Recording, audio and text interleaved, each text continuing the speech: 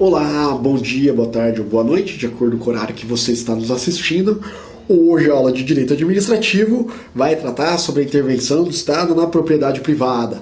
A matéria foi dividida em duas aulas, ela é muito importante, cai bastante, e ela foi dividida em duas aulas, porque a primeira aula é para compreensão do que seria a intervenção do Estado na propriedade.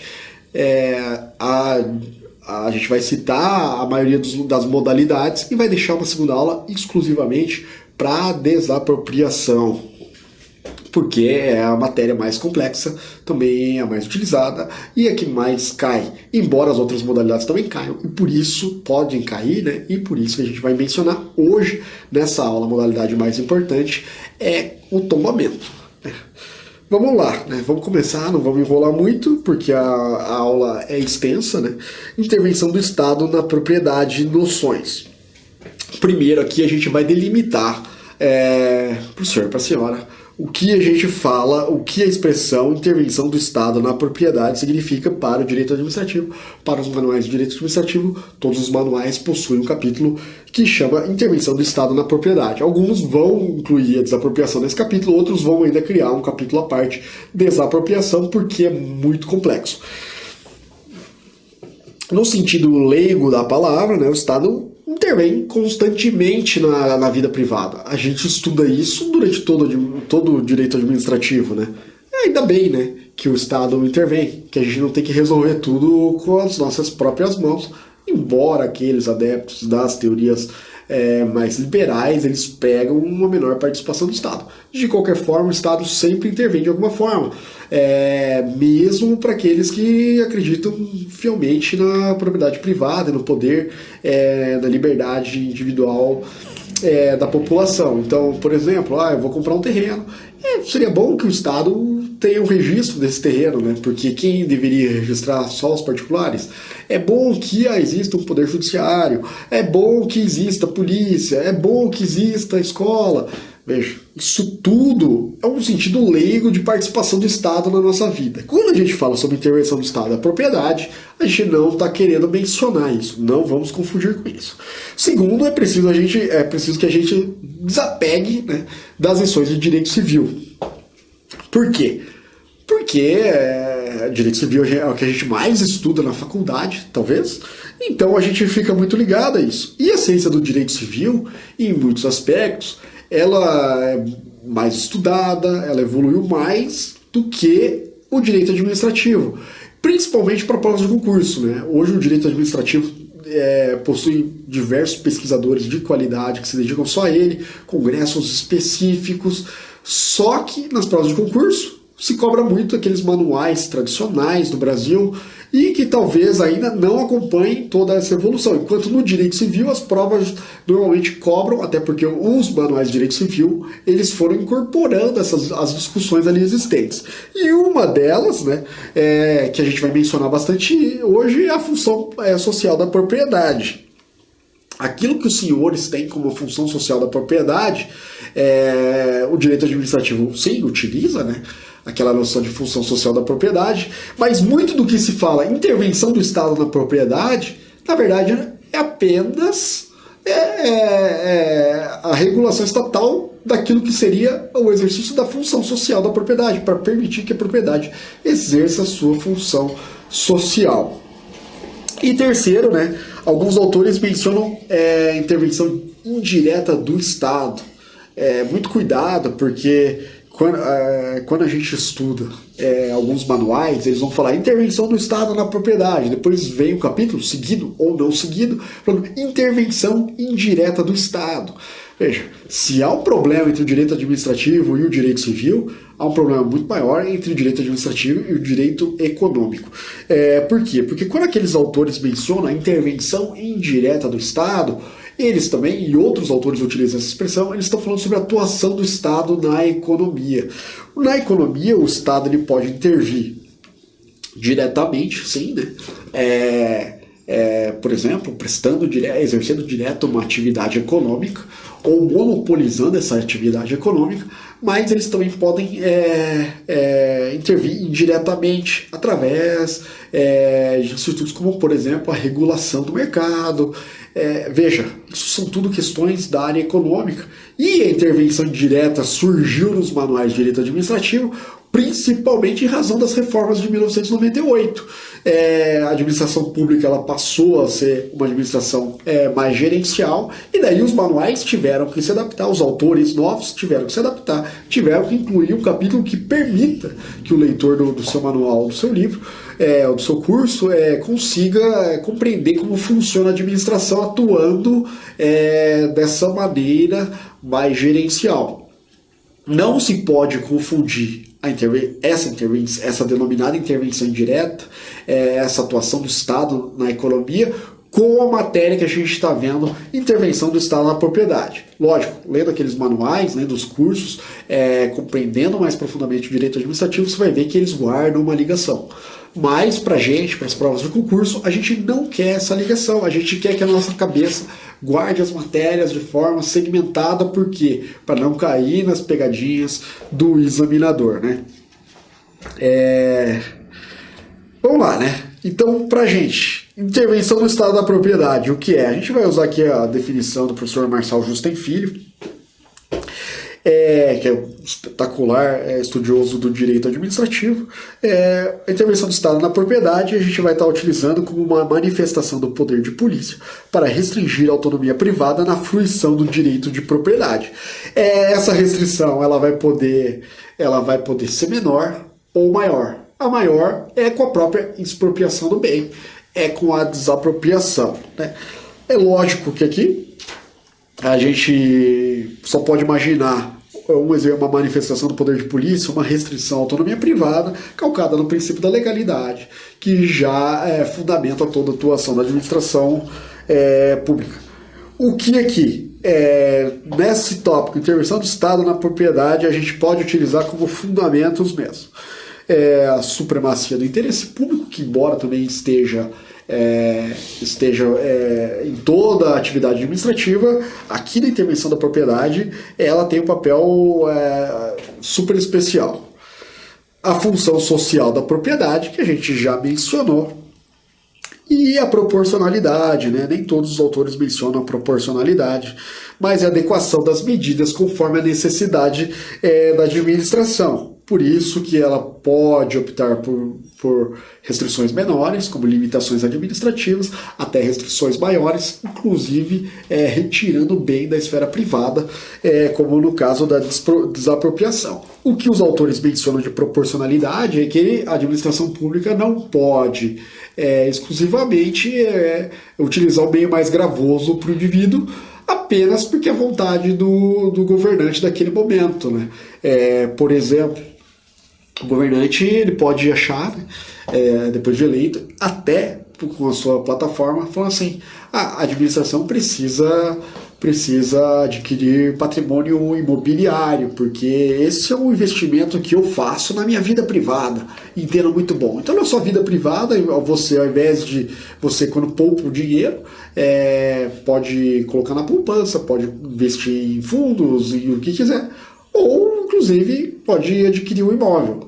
Veja, na vida privada não é assim que funciona. A desapropriação ela só pode ocorrer preenchidos os seus requisitos legais.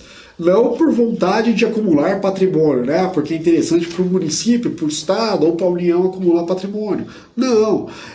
Então, cada modalidade de intervenção ela tem que ser utilizada da forma da lei. Ela deve ser proporcional, porque a lei vai conter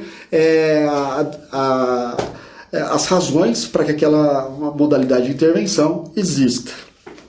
Quais modalidades de intervenção nós vamos ver, né? A gente vai ver limitação administrativa, ocupação temporária, requisição administrativa, servidão administrativa, tombamento e desapropriação. Existem outras, vários autores mencionam diversas outras formas de outras modalidades de intervenção. Essas são as mais importantes, né? Vamos lá, agora a gente vai começar a analisar cada uma dessas modalidades. Limitações administrativas, né? As limitações administrativas são restrições às faculdades de usar e fruir de um bem imóvel através de uma determinação administrativa de caráter geral. Então aqui a gente guarda nesse conceito o caráter geral, o bem imóvel e restrições às faculdades, né? Embora se mencione restrições, né? Muitos autores já mencionam que além de restrições podem ser não seria além, né? Na verdade, que as restrições elas poderiam ser positivas ou negativas, ou seja, pode ser deixe de fazer ou você é obrigado a fazer. Então, os exemplos clássicos, né? Os exemplos clássicos de limitações administrativas são aqueles exemplos ligados às restrições urbanísticas da sua casa, né? Não posso construir além de determinada altura, tem que guardar um recuo da rua, tem que guardar um espaço lateral, não posso ter um portão de tal tamanho. Essas são as restrições, né? Mas também existem imposições do poder público para aqueles imóveis. Então, por exemplo, na sua estrutura você tem que adotar alguns critérios técnicos, você tem que fazer isso, você tem que possibilitar isso.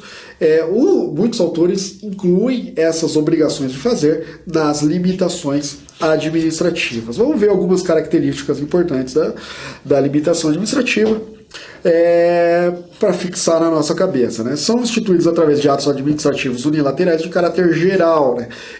Quando se fala em atos administrativos unilaterais de caráter geral, em regra, os autores mencionam os atos normativos, né?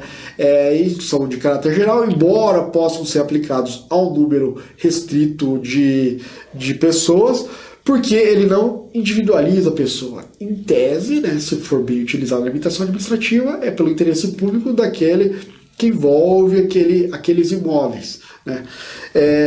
Pode ser também critérios técnicos, né? Nem todos os autores concordam com isso, né? A parte dos critérios técnicos, mas muitos critérios técnicos eles também vão constituir limitações administrativas. Obviamente que para constituir limitação administrativa, e por isso muitos autores não mencionam, esses critérios técnicos têm que ser introduzidos no ordenamento. Elas são restritivas, né? Mas assim, elas diminuem as faculdades da propriedade sem suprimir o seu direito de propriedade, né? Então eles restringem o direito de propriedade, seja com obrigação de fazer, seja com obrigação de não fazer, e alguns autores restringem as obrigações de não fazer. Não geram direito à indenização. Então a regra, só a regra, é que não geram direito à indenização. Por quê? Porque é um ato de caráter geral. Veja, é possível pensar em hipóteses em que serão cabíveis a administração, indenização, e é possível que o Poder Judiciário reconheça que é devida a indenização em função de uma limitação administrativa, principalmente uma limitação administrativa superveniente. Mas não é muito fácil de arrumar exemplos e exemplos absolutos. Se eu mencionasse um exemplo aqui, iria criar toda uma história, acho que não é interessante. O que é importante a gente guardar é que, em regra, não geram direito à indenização, muito excepcionalmente podem gerar o direito à indenização. Aqui, nas limitações ao direito administrativo, né, a gente menciona aqui, né, já que é a importância, né, do direito de vizinhança, das limitações, né, que surgiu agora a Lei 13.465 de 2017, que trata da regularização fundiária, né, que permitiu a regularização de construções irregulares desde que preenchidos os seus objetivos. Veja, muito cuidado, não vamos misturar alhos com bugalhos. Quem quiser pode ler essa lei nova aí, mas não vamos tratar dela aqui, não vamos nos confundir. Não tente sistematizar aquilo que os concursos públicos pedem de forma segmentada.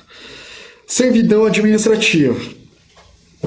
Para compreender a servidão administrativa, a gente precisa relembrar as noções de servidão do direito civil. No direito civil, o artigo 1378 do Código Civil fala que a servidão proporciona utilidade para o prédio dominante e grava o prédio serviente que pertence a diverso dono e constitui-se mediante declaração expressa dos proprietários ou por testamento e subsequente registro no cartório de registro de imóveis. Então, a gente lembra da servidão como direito real de um imóvel sobre o outro. Por que de um imóvel sobre o outro? Não, porque não é de um proprietário sobre o outro proprietário, né? Se mudar o proprietário, aquela servidão continua. E daí um prédio é dominante, um imóvel é dominante, um imóvel é dominado. A gente lembra de dois exemplos clássicos, um deles jamais vou poder usufruir, até porque não tenho condições de comprar um apartamento na praia, mas é aquela história de que a pessoa comprou um apartamento na praia porque tinha vista para o mar. Daí o cara que vendeu fala assim, não, eu vou construir agora um outro prédio na frente e tapei a minha vista para o mar de lá má fé. Então há uma servidão, né, para aquela vista, e principalmente a servidão de passagem, né, o imóvel encravado que ele sempre usava, o que o proprietário sempre usava para passar, e era visível que de repente o proprietário da frente quer tapar, quer colocar uma porteira, quer cobrar um pedágio, e daí, não pode. Por quê? Porque há uma servidão de passagem, né? Vamos lá. E a servidão administrativa, né? A servidão administrativa, de acordo com a doutrina, é um direito real público instituído por ato administrativo unilateral, através do qual o poder público impõe ao imóvel privado o dever de suportar ou não fazer, sempre em prol do interesse público. Então, a primeira diferença que a gente vê em relação ao conceito de servidão administrativa e de servidão do direito civil. Primeiro, é o direito real público, lógico, né? Instituído por ato administrativo unilateral, né? Não sujeito à vontade das partes, assim como na outra servidão, através do qual o poder público impõe ao imóvel privado o dever de suportar ou não fazer, sempre em prol do interesse público. Não é uma relação de dominância de um imóvel para outro imóvel, embora até possa estar ligado ao imóvel, mas sim do poder público ao imóvel privado. Então, veja, a servidão administrativa, embora inspirada e embora guarde relação com a servidão de direito civil, ela não pode ser confundida. Então, a servidão administrativa não exige dois imóveis, um dominante e um dominado. Não, é o poder público sobre o imóvel em geral. Os exemplos clássicos de servidão administrativa, né, são as linhas de transmissão de energia elétrica que os donos do terreno têm que suportar no seu terreno, e também os gasodutos, oleodutos, que além de suportar no seu terreno, eles não podem construir nada em cima, né? Porque às vezes o oleoduto, né, o gasoduto, ele passa no subterrâneo, em cima parece que não tem nada, só tem uma plaquinha assim, olha, aqui é um gasoduto, você não pode construir nada nesse local, com risco de causar um grave dano àquele gasoduto, aquele oleoduto, e até ambiental, né? Se houver vazamentos, se houver explosões, uma série de problemas, né? Algumas características da servidão, elas são instituídas através de ato administrativo unilateral de caráter individual, e aqui, caráter individual, elas são restritivas, né? Elas impõem uma obrigação de não fazer ou de suportar ao proprietário, e, em geral, elas geram direito à indenização. Pode ser, e aqui também sempre, né, comporta uma exceçãozinha, pode ser que não seja caso de indenização. Quando? Quando o proprietário já não tinha a faculdade de usar aquele terreno. Então, por exemplo, né, o Estado ele vai estar passando uma linha de transmissão numa fazenda, a fazenda tem alguns rios. Então, a beirada do rio lá, ele não poderia utilizar. Então, por aquilo, ele não vai ser indenizado. Não, é só ficar muito atento e guardar uma lógica, só vai indenizado naquilo que for um prejuízo. Se ele não tiver prejuízo, não há por que ser indenizado. Olha só, em relação às servidões administrativas, existem algumas controvérsias doutrinárias. A gente vai ver agora. Quanto à relação de dependência, a gente já mencionou.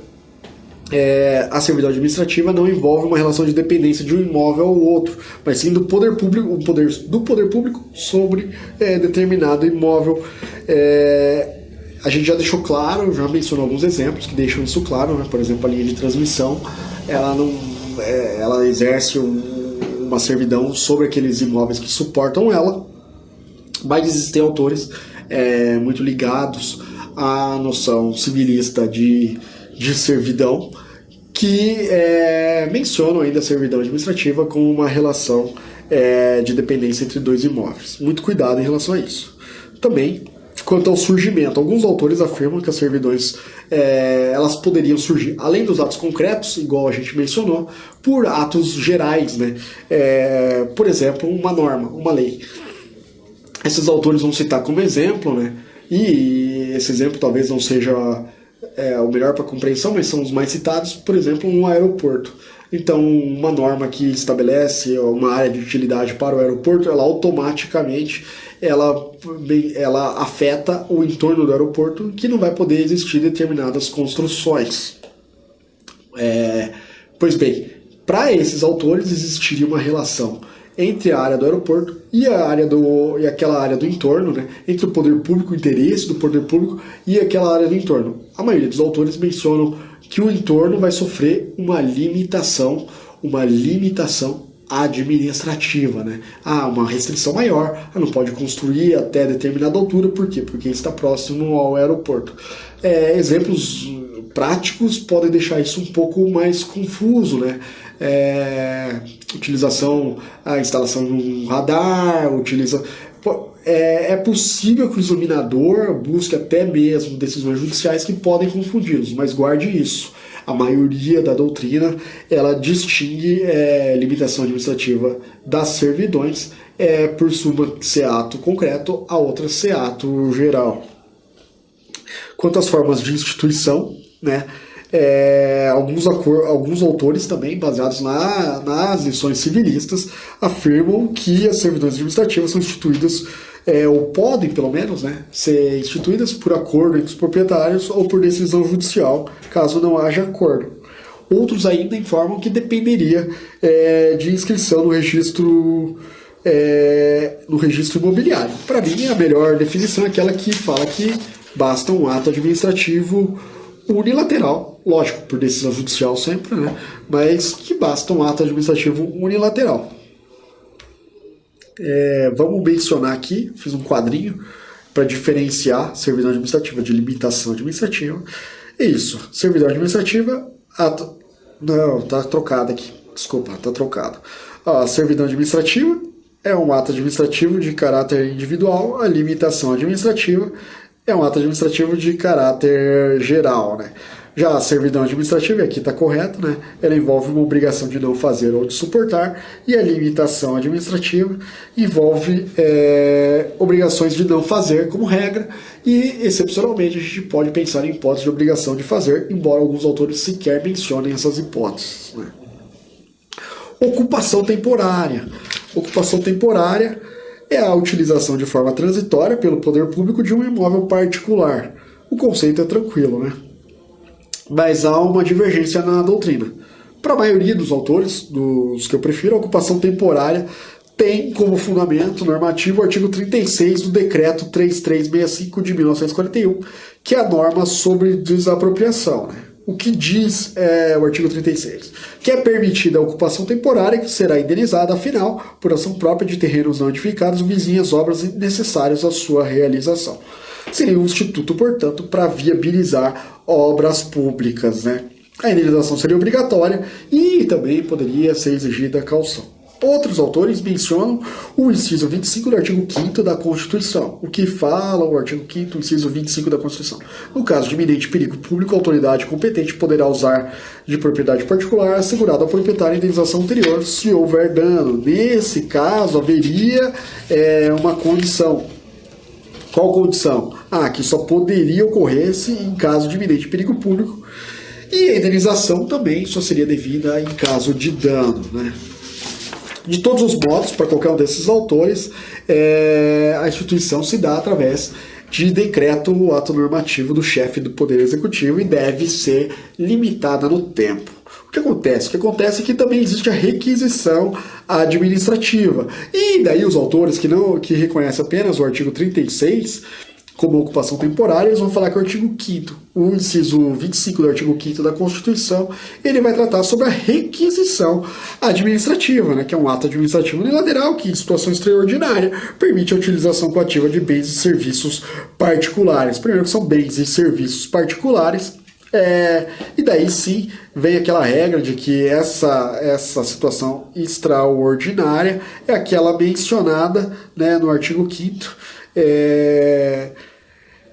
iminente perigo público, e também aí o direito à indenização só vai ocorrer se houver dano. E por fim, chegamos ao tombamento, né? O tombamento é a forma de intervenção na propriedade que busca proteger o patrimônio cultural brasileiro. Por isso, ele também é estudado no direito ambiental. Aliás, ele é muito bem estudado no direito ambiental. Então, o tombamento é um instrumento utilizado pelo poder público para estabelecer um dever de manutenção da identidade de um bem para proteger ou tutelar o patrimônio cultural. O fundamento normativo está no Decreto-Lei 25 de 1937, estamos aí completando 80 anos dessa norma, e por isso alguns problemas, né, para sua execução, para sua efetiva proteção. E talvez fosse o caso de uma nova norma sobre tombamento. O risco disso é que existir um grande debate, né, sobre se vamos além, se vamos diminuir, estamos protegendo mais, estamos protegendo menos, precisamos dar utilidade ao bem, não podemos dar utilidade ao bem. Então, o fundamento normativo do artigo 1º do Decreto-Lei 25 de 1937 fala: constitui o patrimônio histórico e artístico nacional um conjunto de bens móveis e imóveis existentes no país e cuja conservação seja de interesse público, quer por sua vinculação a fatos memoráveis da história, quer por seu excepcional valor arqueológico ou etnográfico, bibliográfico ou artístico. Parágrafo 1º. Os bens a que se refere o presente artigo só serão considerados parte integrante do patrimônio histórico ou artístico nacional depois de inscritos separada ou agrupadamente em um dos 4 livros do tombo de que trata o artigo 4º desta lei. Então, o que é tombar, né? Tombar é inscrever no livro do tombo, né? No direito português, designava o ato de inscrição de determinado bem nos arquivos guardados na Torre do Tombo, que era o local onde o governo português guardava os documentos oficiais. No Brasil, virou sinônimo, tombar virou sinônimo de anotar, escrever, inventariar no bem ou um bem no livro do tombo, né? Aqui a nossa legislação usa a expressão livro do tombo, mas, obviamente, não é guardado em Portugal, né? É guardado com a gente nos locais competentes, né? E, por vezes, não vai ser um livro específico, né? É um arquivo moderno, né? O fundamento atual, né, está no artigo 216 da Constituição. O parágrafo 1º vai falar: o poder público, com colaboração da comunidade, promoverá e protegerá o patrimônio cultural brasileiro por meio de inventários, registros, vigilâncias, tombamentos, desapropriação e de outras formas de acautelamento e preservação. Então, para a gente também é importante lembrar que o tombamento é o ato final de um processo administrativo específico para isso, previsto na lei de tombamento. A lei de tombamento, esse decreto-lei, aquele decreto-lei lá de 1937, ele prevê 3 tipos de tombamento: o tombamento de ofício, o tombamento voluntário e o tombamento compulsório. O tombamento de ofício é quando o bem tombado pelo poder público pertence ao próprio poder público. O tombamento voluntário é quando um particular é ciente de que tem um bem que ele considera de relevância cultural, leva ao poder público e manifesta a sua intenção de que ele seja tombado. O poder público analisa e, se for realmente caso de tombamento, pronto, está resolvido. E daí tem o tombamento compulsório, que é o que a gente vai detalhar o procedimento, né? No tombamento compulsório, o poder público reconhece a importância cultural daquele patrimônio, ele vai atrás de preservá-lo, vai tentar escrever, e o proprietário vai resistir ou vai de alguma forma atuar não da forma voluntária, ele não vai simplesmente consentir e pronto, né? Vamos ver o procedimento. Primeiro, um determinado bem é considerado relevante, né? E daí se tem o início o procedimento. É possível que a determinação da relevância leve muitos e muitos tempos, muito estudo, né? Além disso, vai vir a notificação do proprietário. Esse momento da notificação do proprietário é muito importante, porque é nesse momento que ocorre o denominado tombamento provisório. A partir da notificação está assegurada a preservação do bem até a decisão final do órgão competente pelo tombamento. Depois é facultada a impugnação pelo proprietário E o conselho do órgão vai decidir se arquiva ou se promove a inscrição, se promove o tombamento, né? A inscrição propriamente está sujeita à homologação da autoridade superior, embora alguns autores discordem dessa necessidade. De qualquer forma, né, depois de homologada pela autoridade superior, o tombamento passa a ser definitivo. Algumas questões relevantes, né? Qual a competência para tombamento do bem? Depende da importância do bem para o patrimônio cultural. União, Estado, Distrito Federal e Município, cada um dentro da sua esfera de competência pode realizar o tombamento de um bem. Quais bens estão sujeitos ao tombamento? Qualquer bem móvel ou imóvel, né? Está na lei isso. Alguns autores admitem, inclusive, o tombamento de bens imateriais, mas muitos sequer mencionam essa possibilidade. Alguns autores também mencionam a possibilidade de tombamento de monumentos de bens naturais. Outros repudiam essa forma de tombamento. Por quê? Porque para os bens naturais, a proteção do meio ambiente natural, inclusive já é mais rigorosa, ela atende melhor ao interesse público do que o tombamento desse bem, né? Qual a natureza do tombamento? Isso a discórdia grande aqui, né? A gente não vai considerar o tombamento como vinculado a uma outra forma de intervenção do Estado na propriedade. Alguns autores falam que o tombamento é uma modalidade sui generis de servidão ou de limitação administrativa. Para a gente, não. Para a gente, tombamento é uma forma autônoma de intervenção na propriedade.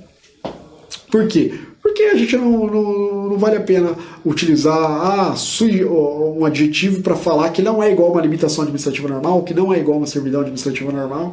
Então é melhor que seja um instituto autônomo, né?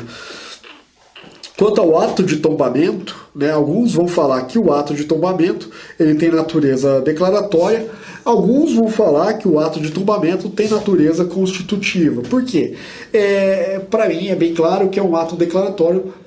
O tombamento declara a importância daquele bem, daquele patrimônio para o acervo cultural brasileiro.